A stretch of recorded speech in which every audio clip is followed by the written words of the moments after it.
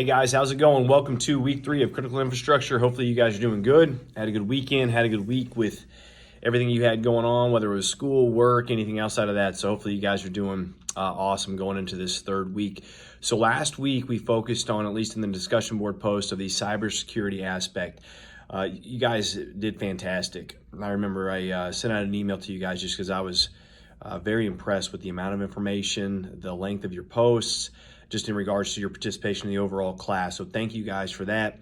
It makes the class more enjoyable. It makes me reading through your posts more enjoyable as well. So thank you guys for definitely putting the effort in this past week. I think we were all on the same page in regards to, we felt that the United States currently is doing a good job in regards to thwarting threats that we have, anything like that.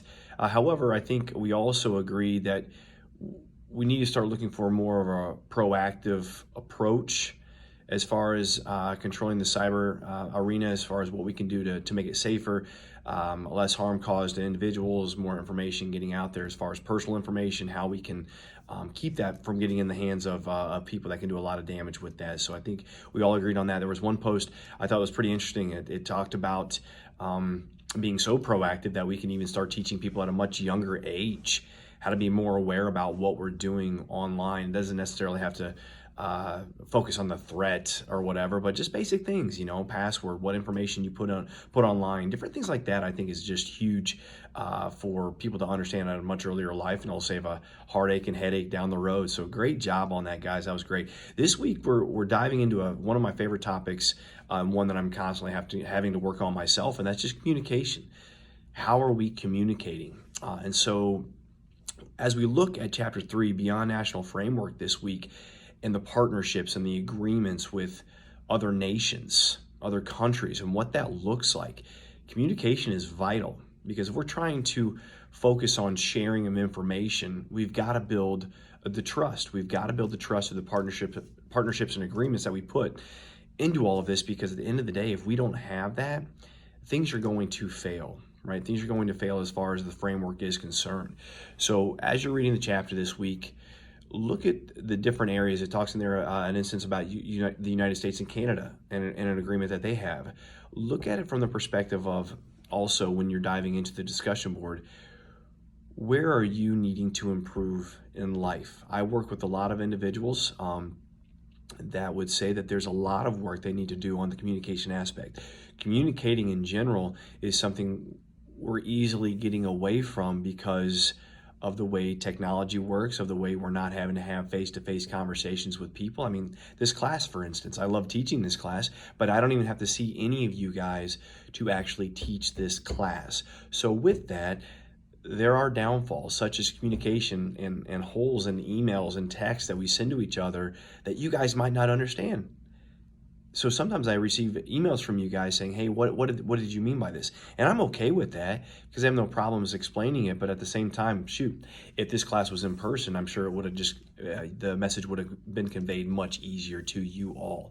So with that, guys, watch the video this week. It's a very fascinating video that you kind of get to dissect your communication and how you communicate, your strengths, your weaknesses, where you really need to focus on. Some of you might be aware of that already, of what your weaknesses are, and let's focus on that. If you know flat out that you're just not a great communicator, or you struggle to have conversations about whether it's a hard topic or just conversations in general, we have to address it. We have to address it. We can't shy away from what we're not good at. So dive into it this week. I know a lot of times my weakness is I feel people just understand exactly the message I'm trying to convey, because in my mind it makes complete sense. What I fail to remember, or what I fail to implement, is that no, people are not me. They don't understand my verbiage. They don't understand the message I was trying to convey. At home, I've got to be very conscious of this, especially speaking to my wife, to my kids, in regards to, is that message making sense only to me, or do they truly understand what I'm trying to relay? So something I've got to be aware of constantly is my tone, but also when I'm talking to them, am I talking to them as I would maybe a soldier, as I would maybe a teammate, or am I having to talk to them as who they are, as a child, as a spouse. So we've got to kind of cater to the individuals that we're speaking to as well. Hopefully you guys get something out of it this week. I try to make sometimes a discussion board post more applicable to your everyday life outside of the course. So hopefully you guys do get something out of it. If you got any questions, let me know. One side note, thank you for those that are getting the security courses done already, the 4 courses you guys have to complete before the end of the semester. Some of you have gotten them already done completely, so awesome job, just got it off your plate. They're not very time consuming. It's just a matter of you guys breaking it up before the end of the semester. Have a great day, guys. If you have any questions, let me know. Stay safe, stay ready. Talk to you soon.